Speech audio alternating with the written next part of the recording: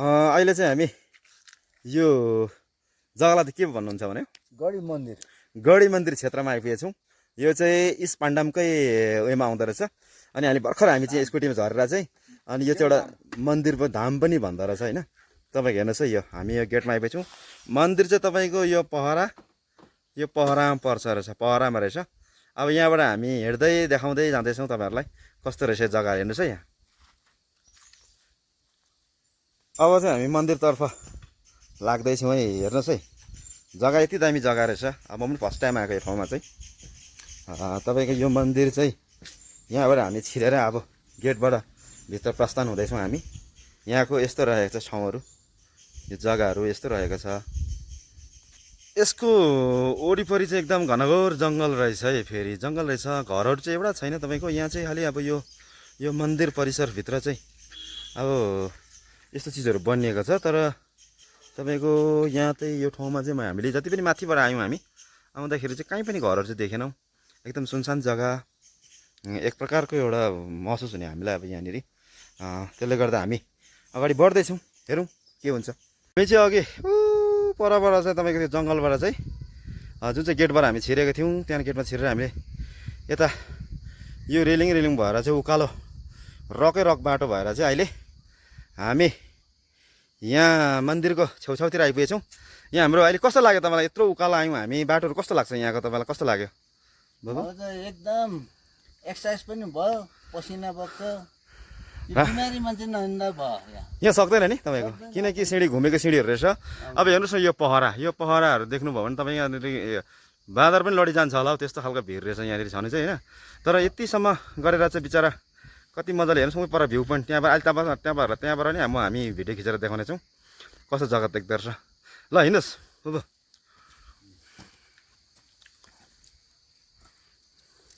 यहाँ चाहिँ तपाईँको सबै यो रक काटेर चाहिँ सिँढी नै रकको बनाइदिएको छ है।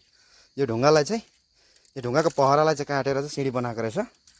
जति पनि जग्गाहरू मेहनत चाहिँ नगरेको होइन, बिचरा कसले बनायो कसरी बनायो त्यो त हामी देख्यौँ न होइन। तर एकदम मेहनत चाहिँ गरेर बनाएको रहेछ यो जग्गा चाहिँ। जाँदैछौँ हामी, अलिक माथि गएर तपाईँहरूलाई देखाउनेछौँ। एउटा भ्यू पोइन्ट रहेछ त्यहाँनिर, त्यहाँबाट चाहिँ हामी ओह्रालो देखाउनेछौँ कस्तो प्रकारले चाहिँ गाउँ बसेको छ, कति मुनि बसेको रहेछ त्यो पनि देखाउँछौँ है। यहाँ चाहिँ हामी सोल्टी भेट भएर आज आइतबार मौका छोपेर हामीले यो गढी मन्दिरमा गइसकेपछि भ्यू पोइन्ट पनि फोटो खिच्यौँ, रमाइलो गरौँ भनेर साथी हामी आएको बोलाएर ल्याएको थियौँ र यसरी आउनु हुँदछ साथीहरू। यो तल हेर्नुहोस् कस्तो जग्गा रहेछ यो।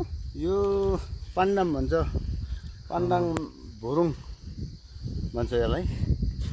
भुरुङ एकदम बसेको जग्गा रहेछ नि यहाँ त। बसेको जग्गा, एकदम बसेको जग्गा छ यो। पाण्डम भुरुङदेखि सिधा माथि हो। यो उता पाण्डम स्कुल, हाई स्कुलको ग्राउन्ड पनि छ ऊ पर देखिँदैछ। यहाँनिर एउटा एक्स्ट्रा मन्दिर पनि रहेछ। यहाँ मन्दिर हो कि के हो यो चाहिँ? खास मन्दिरै हो, पानी पलाको जग्गा छ। एकदम सत्य बसेको ठाउँ जग्गा हो, भगवान्ले बास गरेको जग्गा रहेछ यो चाहिँ तपाईँको। यो भित्र चाहिँ यस्तो रहेछ है तपाईँको। भित्र पानी आफै सोसिएर चाहिँ आउँदो रहेछ जग्गामा होइन। यो बुट्टा हेर्नुहोस् न कति मजाले बुट्टा हानेको त। यहाँ आफै पानी पहरामा आफै पलाएको यो पानी सुकेछ अहिले।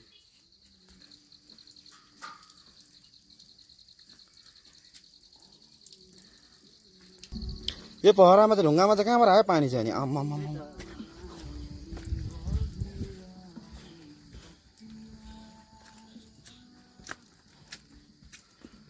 के मजाको जग्गा नि। यहाँबाट सिङताम पनि देख्छ।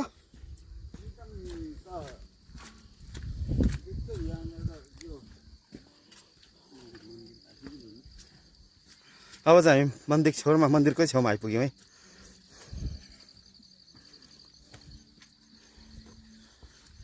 यस्तो छ यो तल एउटा ग्राउन्ड जस्तो रहेछ हौ तपाईँको। यो पाण्डम ग्राउन्ड हो।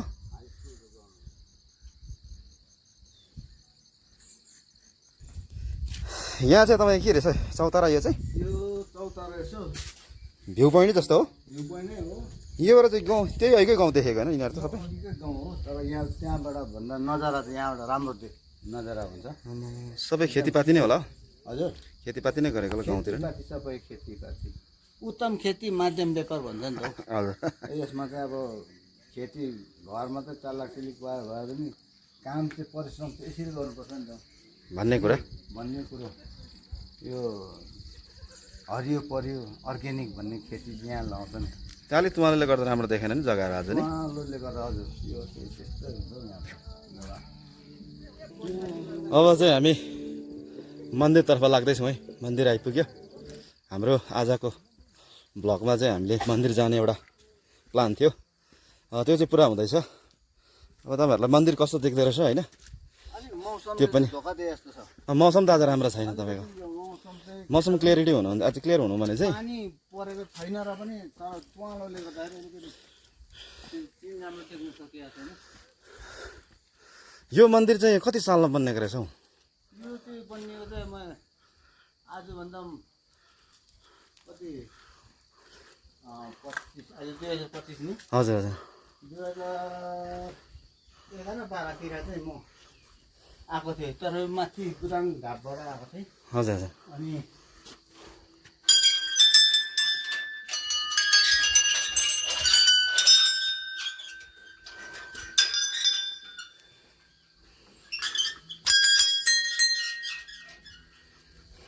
यो चाहिँ मन्दिर परिसर मन्दिर चाहिँ अलिकति अहिले बन्द गरेको अवस्था छ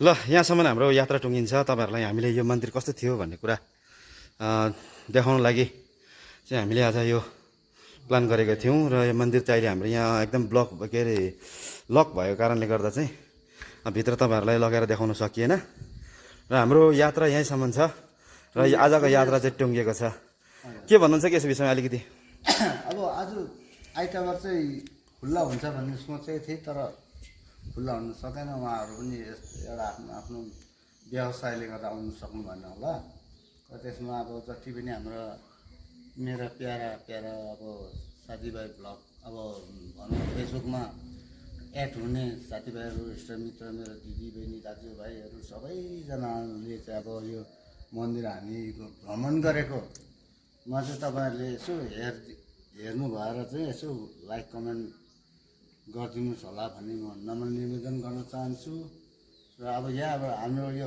अन्तिम चरण आइसकेको छ